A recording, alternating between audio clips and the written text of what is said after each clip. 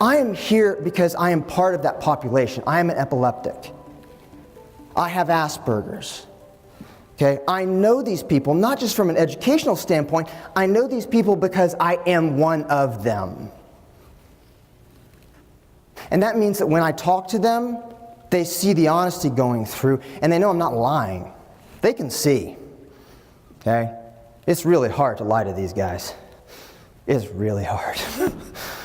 So they understand. And so that got me thinking, if my parents could get me here, wait a second, couldn't I? What were some of the challenges that I faced growing up with epilepsy and Asperger's? The first challenge actually was language. I would explain things in terms of their function. So I might play with Legos, I might interact with something, but I would explain it in what it did. So if I used a hinge in Legos and I put it together, I would explain it to my mother that it was a bender piece because it bent. Well, my mom's pretty perceptive. It didn't take her long to realize the differences. But it took my dad a long time to notice those differences. He did too in time. The other discrepancies were that my epilepsy wasn't controlled for several years. So I would have an epileptic seizure at any given time, fall unconscious, and wake up at home. That meant that I had no control of my life. So dysthymia, which is a low-grade depression, which lasts several years, is something that would be a side effect of that. Now, it was countered in time by success. It also meant that the areas I was good at, the things that I knew I was good at, were very different than the standard for the community. So I wasn't really good at sports, but I was really good at three-dimensional constructs and building, almost what you'd call a visual intelligence and spatial orientation. I got measured as a kid for that, and at age 6, I was rating it like a 17-year-old ability. But it still meant it was hard for me to make friends. I was always intense. Always, let's get this done. How do we do this? What's a way to looking at that? And so it made it difficult to find friends who could accept that intensity. How was that countered? Individuals who aren't of the exact same culture as you are much more accepting. So it was countered more because I looked outside my culture.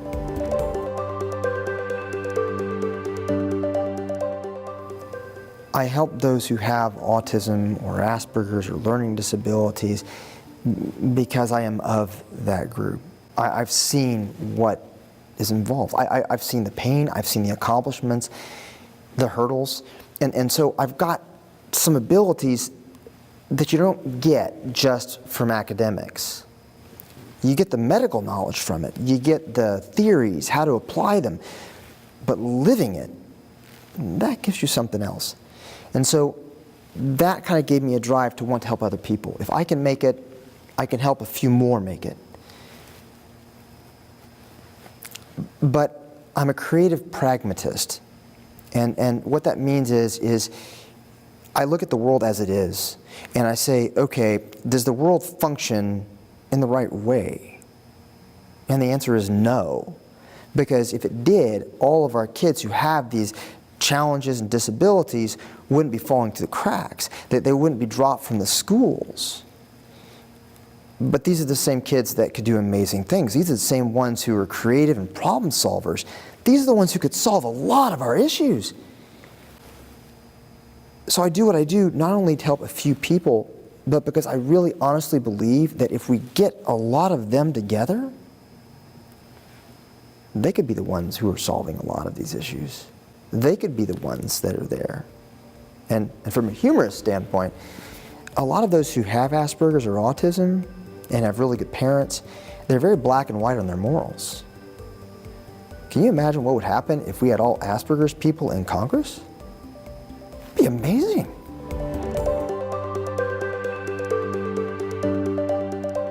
Most of these people, young women, young men, they speak a different language.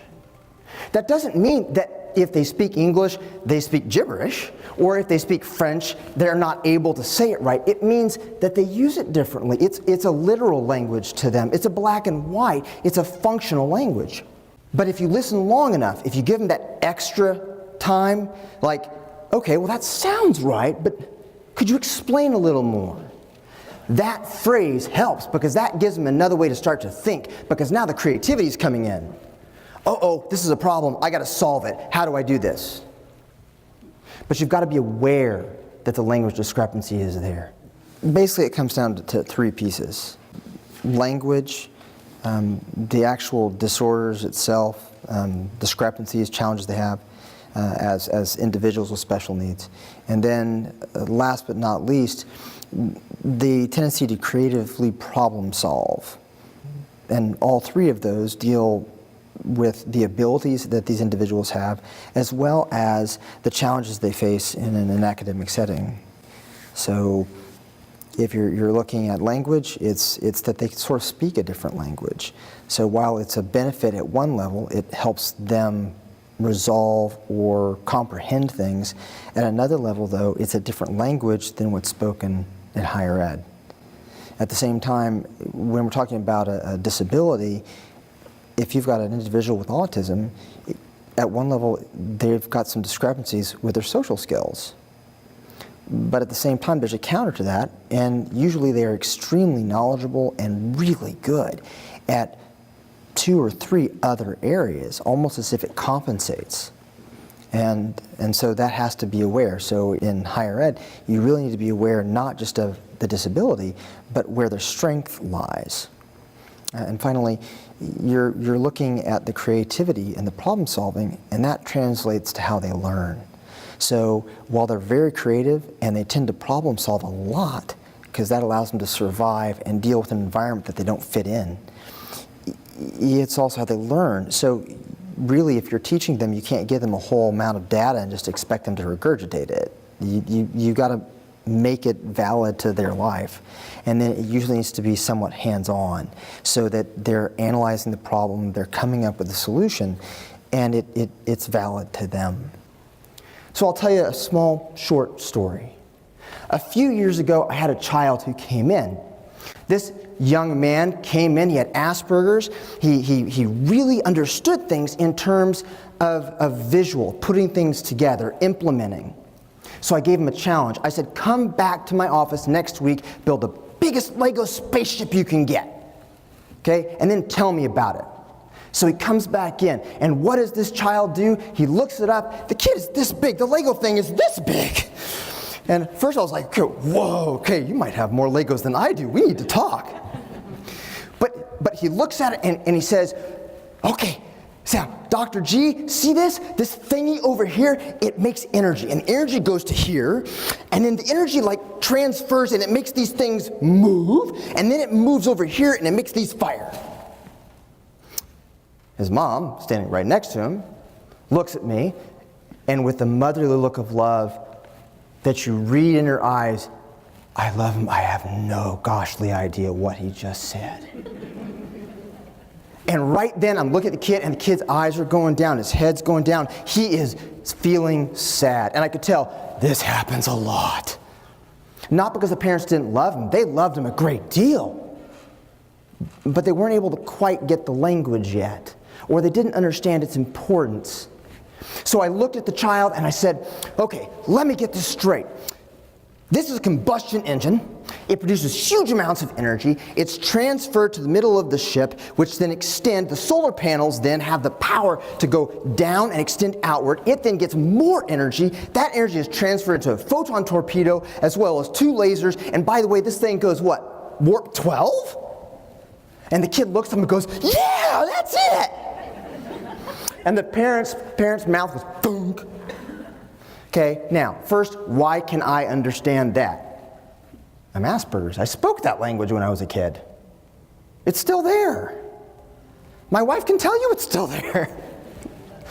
Okay, but we can all learn enough of it to understand that population. We don't need to speak it. We need to give them time to explain what they say. So what are the top things that I could give educators to help them out with individuals with special needs? That is a topic I could talk for hours. But if I were to tell them the specifics, your first issue with that is they need to understand that you'll accept them for who they are. Most of them have high levels of anxiety as a side effect of the discrepancy, of the disability. The anxiety is not what comes first, it's what comes after as a side effect. So if they don't believe they can succeed, then anytime they fail, anytime they feel they're not doing well, they will shut down. They will isolate. They will literally leave the class and not come back. So you first have to let them know it's okay. You have to let them know that you're there to support them, that the fact that they have the disability isn't going to make you judge them differently. So that would be the biggest. And then the second, you really need to not look at the disability as much as the gift. And to do that, you need to shoot the bull. This is Texas.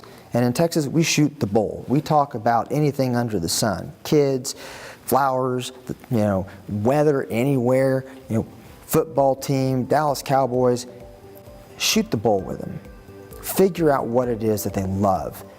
Then you attack it. And you talk about that. And that will tell you the strength they have. And from there, you can help them learn.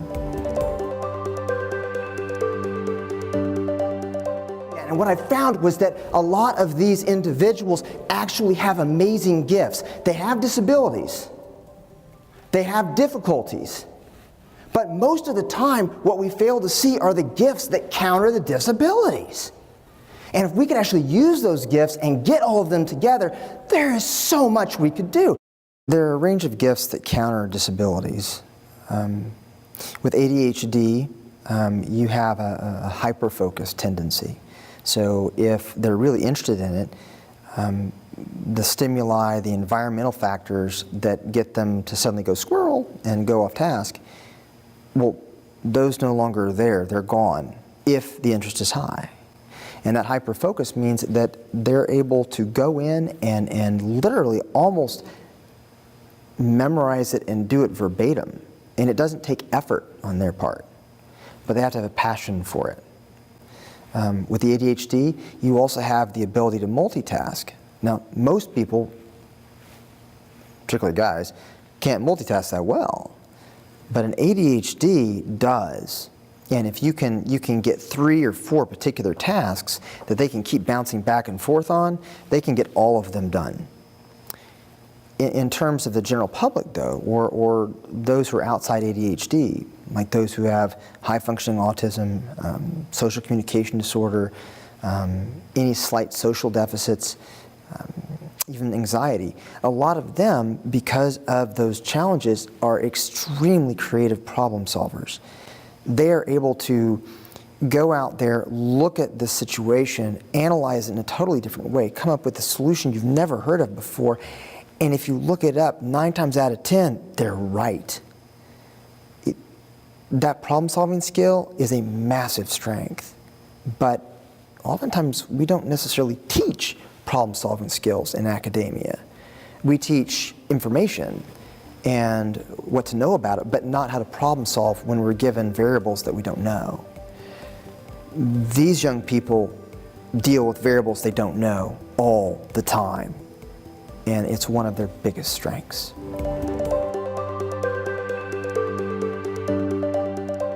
One of the biggest myths in higher ed is that we need to come down to their level because they can't make it up. Well, the majority of the time, that's outright false. What's happening is they're anxious. There's high level of anxiety, so they just shut down.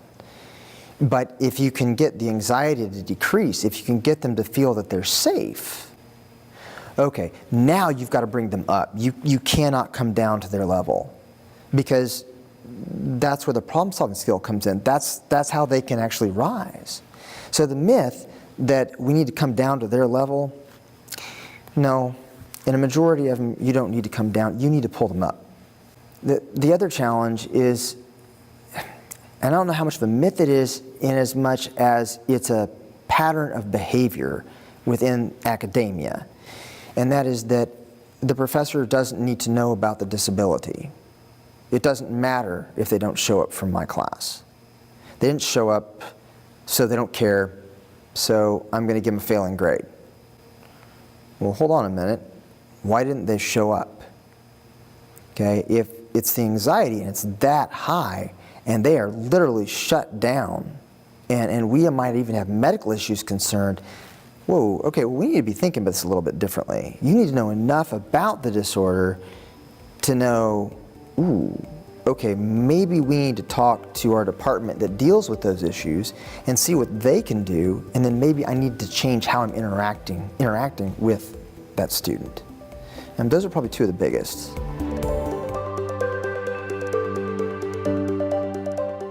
Oftentimes,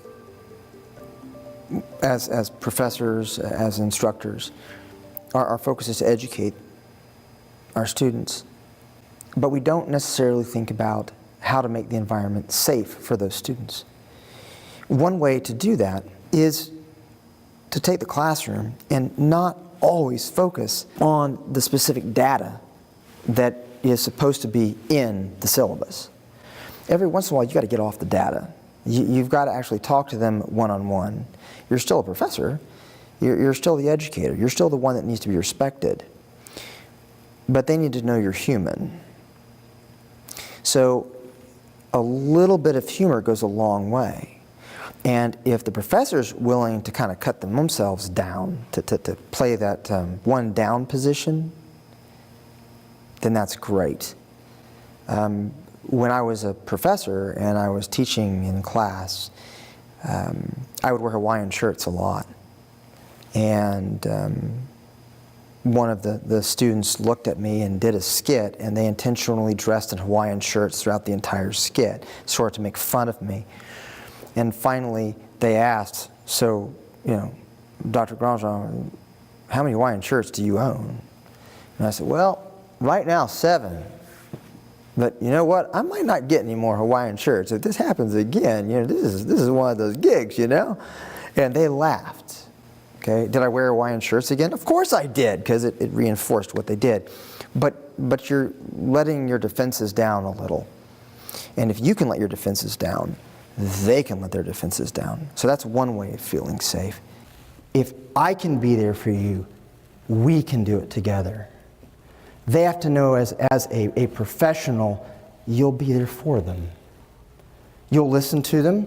You won't make it easy, but you'll be there. You're not going to turn them away. A lot of times they feel they're failing. They feel that they didn't get quite the grade, or they didn't turn in one assignment, and so there's no way they're ever going to be able to pass. That's when the professor needs to step in a little and say, no, I can't give you all the credit for that, but if you work hard on this and this, you'll pass. But you got to work at it, and here's some things that you can do to get there.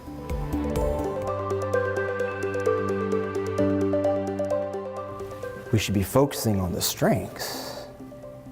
Medical science in the past has always focused on disabilities.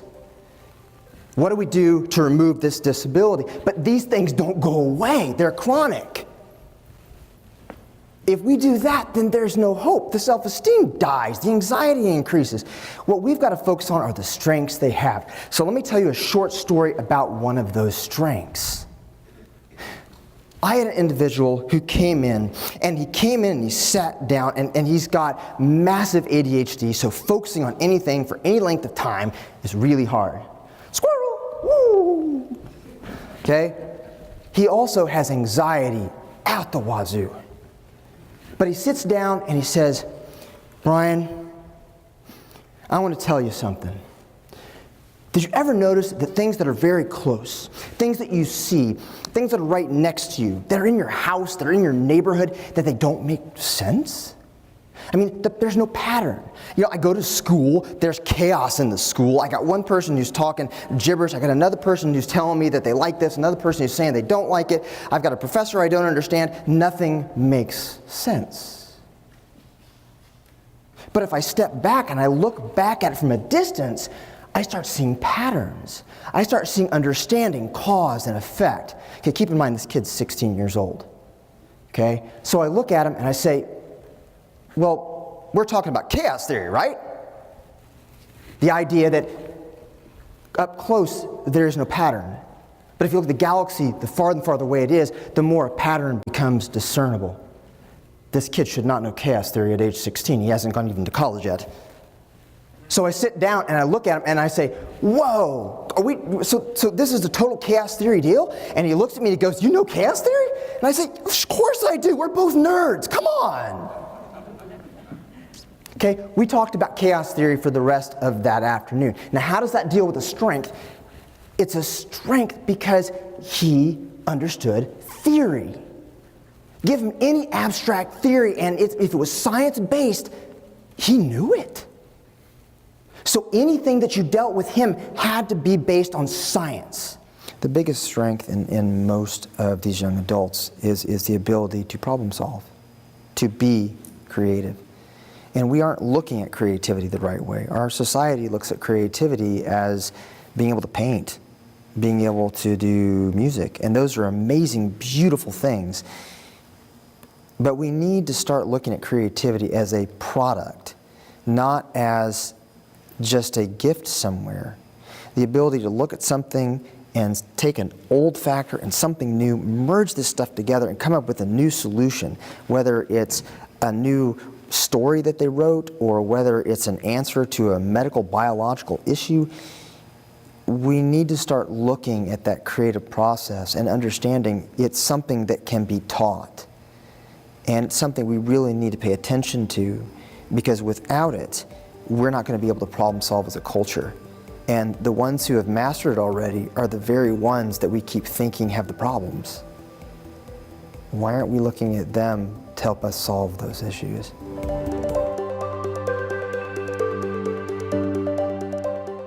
I utilize Lego a lot in what I do. I've been called a Lego therapist, but not as an official title. It's what kids just call me on their own. But that's because it's a three-dimensional product. It is something that at one level you could build almost anything you'd ever want, but it also is something that can be an art form. You can make things that are at a level of a piece of artwork, but it's a problem-solving tool as well. Part of the reason that the Lego's involved so much is that over time I found that I could use it for children and adults to build the problems that they have. If they don't have the words and they can't speak the words, many of them can visually build the problem. Particularly if I've got engineers in the room. They're great at this. At the same time, they can build a solution. And I even took that all the way to my dissertation. My entire dissertation is based off of Lego and how to use Lego to build the problem, build the solution, get through the process from problem to solution, but also to build the creative process in our counselors so our counselors can help our clients come up with better solutions. But Lego is in almost everything that I do. It's one of the tools that seems to be the most adaptive for children who have high-functioning autism. They love to build. What they do is outright amazing. So why not use a tool that most of them love and you can do almost anything with?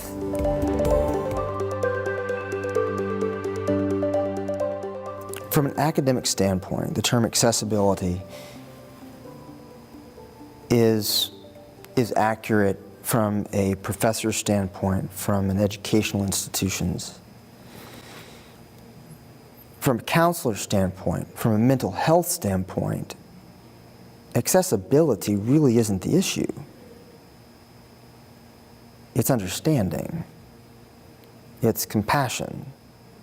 Because without those two things, nothing is accessible.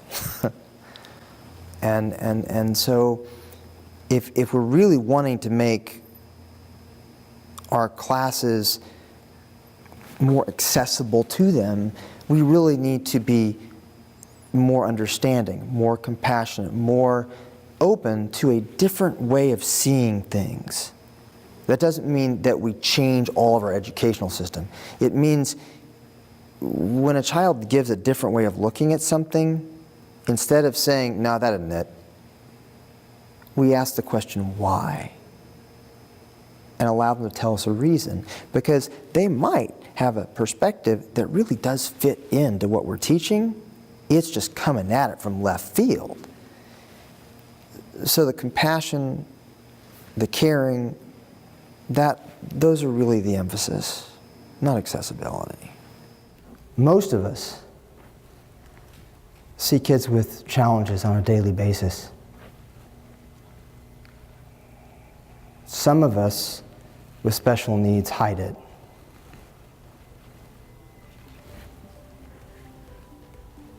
We need people like you to be able to say it's okay. And to say, we'll work with you, but we're not going to make this easy.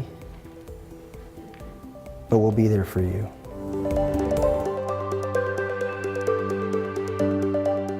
So why then should we focus on this population with special needs, making this accessible to them? Well, part of the reason is that over 12 to over 27% of the population in the United States has special needs. It's very prominent. And even more important for us, okay, is that it's going up. As a society, we don't have many agencies, hubs, so to speak, where all of these individuals meet, where we've got individuals who have autism or Asperger's or ADHD, where there is a safe haven for them to go. And the places we do have are specialized schools that deal with that are so costly that so many parents can't even afford to get their kid in those agencies. What we really need are community-based grassroots movements that actually have a safe haven for these kids, but that actually have licensed counselors and psychologists and psychiatrists involved. We don't have that. The Tracks for Kids, which is my nonprofit, that's its function. It's to provide a safe haven and a place where these young adults can come in, advance their skills, build their self-esteem, teach others how to do the same, and teach the community what they're actually going through. And then even show the community, look, we're here, this is what we can give back. We need that desperately. It's not here. And right now we are trying very hard to make it. Getting that word out is paramount to helping these young adults and these kids. And it's our job, not as a government institution, but as a community, to realize it's not just our job to help raise them, it's our job to accept that they could actually help us in return and better the community we're in.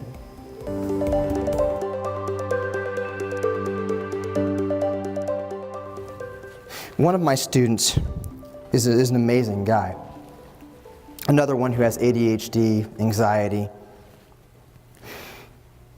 And he had failed 2 different high schools. He had dropped out. The anxiety was so high he couldn't do it anymore. And not only did he drop out, but he was at the point of shutting down, ultimately. We had health conditions. But we got him to go into the community college, the higher ed, because where he lives, that's one way of getting an equivalent of a high school diploma. So we did it. And he started to learn the computers and the programming and C++, okay, and JavaScript and all these other things. And he was moving rapidly. And after he finished those courses, he got on the internet and he wanted to be part of the people who run some of these social media groups. And he got on there and he tapped into it and he broke into the system.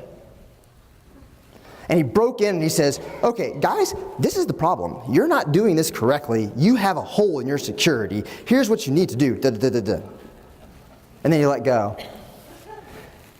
And he didn't get any response back, and in an hour he taps back in, and he realizes they didn't follow his instructions. They put the bad stuff in there again. They put a Band-Aid solution, so I broke in again. Guys, why didn't you do that? I could break in at any given time if you keep doing that. Put the security in place. They didn't do it. So he broke in a third time, and he broke in a fourth time, and by the time he broke in a fourth time, the staff said, look, dude, do you want a job? So he actually said, well, okay. Now, granted, it wasn't a paying job, but it gets even better. So he goes into the system, he revamps the security, he revamps the entire system so it is working like at a modern situation. 2 years later, he gets a phone call from a major computer firm because they want to take on what he's doing as a social benefit and take that whole social media group and support it as a company. So they hire him on for 3 months, and they say, we're going to hire you on for 3 months because we want you to help us interface with it. He does. 3 months go by, and what he doesn't realize is this was not a helping situation. This was a job interview. He now has a job. He's been working for over 6 months at a major computer firm. But he couldn't get there without the access to the courses at the community college level. Finally, we have our last one. And our last one deals with a young man who had ADHD as well, but he had gone into the system and he had dropped out for 2 years. He had lied to his parents. He had told them he had passed all his classes. He had dropped them all. There was also some alcohol problems. And he isolated himself. And the parents got really worried. And so we worked with it, and what we ended up doing is saying, okay, we need to get you back into academia, but are you sure this is the right program? It wasn't. It wasn't where his skills were. This was a guy who actually was really good at communicating with people. He was in an engineering department that, I don't know about all of you, but most engineers are a little bit isolated. You know? I mean, they're amazing in what they can do, but they tend to not be as social. This dude was social. Didn't fit. So we put him to a new program. He got in and wow, the change. Boom. Year and a half, finished all the other courses, had gone all the way through. Now he is up north working for a major engineering firm working on bridges. He's making as much money as I do. That's not fair. But in a way it is, because he was successful.